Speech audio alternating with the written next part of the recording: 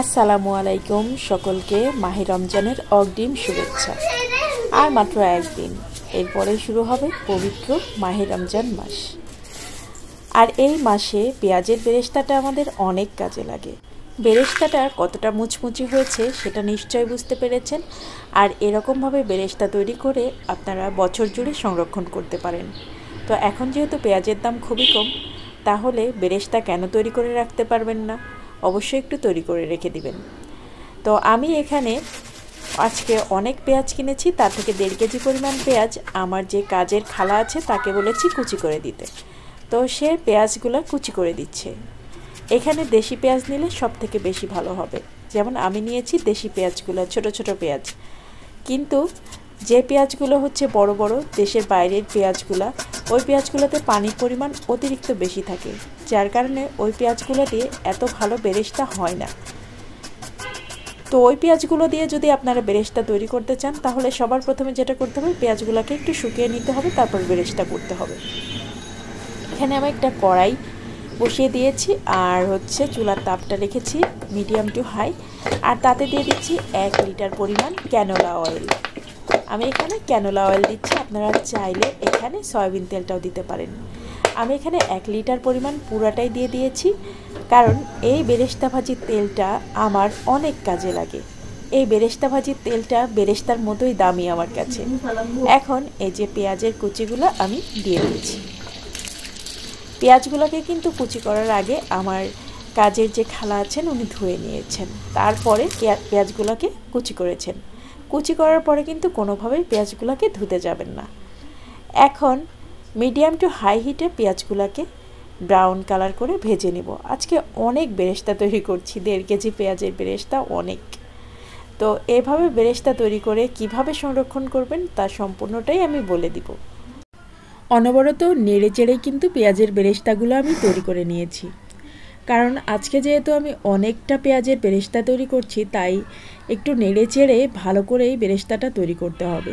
অল্প পেঁয়াজের বেরেস্তা তৈরি করতে গেলে দেখা যায় যে খাটনিটা একটু কম হয়, বাট আমি আজকে অনেক পেঁয়াজ নিয়েছি, তাই আমার খাটনিটা একটু বেশি হয়েছে, নাড়তে একটু সমস্যা হয়েছে।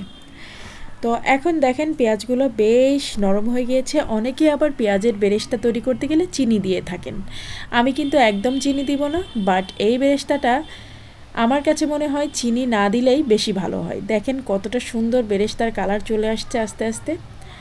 তো এইভাবে নেড়ে চেড়ে আমার কিন্তু বেরেস্তাটা ভাজি করে নেওয়া হয়ে গেল। মোটামুটি আমার সময় লেগেছে 15 থেকে 20 মিনিটের মতো, যেহেতু অনেক বেরেস্তা তাই একটু সময় বেশি লেগেছে। এখন এই যে এরকম একটা স্টিলের ছাঁকনির উপরে আমি পেঁয়াজের বেরেস্তাগুলোকে উঠিয়ে নিলাম। এরকম একটা স্টিলের ছাঁকনির উপর রাখার একটাই কারণ, এটার থেকে সব তেল যেন ঝরে যায়। পেঁয়াজের বেরেস্তা সংরক্ষণ করতে হলে এর মধ্যে কোনো ধরনের তেল থাকা যাবে না।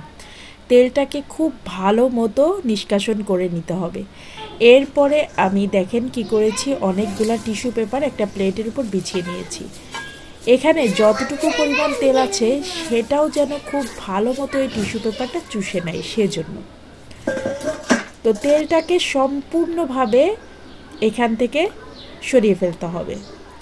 তারপরে এটাকে এয়ারটাইট কন্টেনার বা বক্স বা জিপলক ব্যাগে পুরে আপনি 6 মাস থেকে 1 বছর সংরক্ষণ করতে পারেন।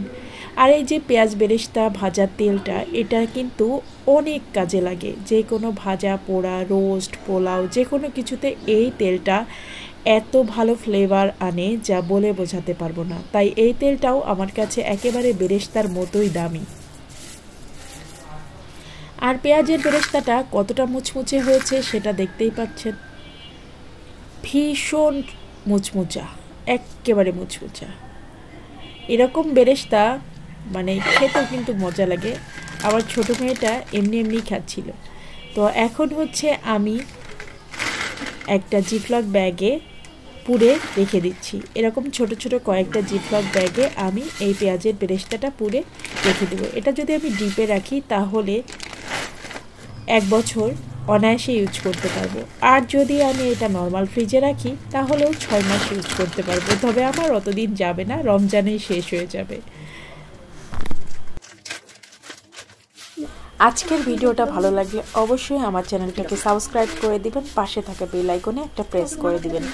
এতে করে আমি যে কোনো ভিডিও দিলে তার নোটিফিকেশন আপনার কাছে পৌঁছে যাবে আর সহজে আপনি আমার নতুন ভিডিওটা দেখে নিতে পারবেন। আর দেখেন আমি এই যে ছোট ছোট জিপলক ব্যাগে আমি এই পেঁয়াজের পেরেস্তাগুলোকে পুড়ে রেখে দিচ্ছি। এখন এই জিপলক ব্যাগের মধ্যে যে পরিমাণ বাতাস আছে সেটাকেও কিন্তু বের করে ফেলবো। আর তারপরে এটাকে ডিপে আমি সংরক্ষণ করব। এই যে দেখেন এখন আমি এটাকে ডিপে রেখে দিব। ডিপে রাখলে 1 বছর ভালো থাকবে, বাট আমার 1 মাসেই শেষ হয়ে যাবে। আল্লাহ হাফিজ।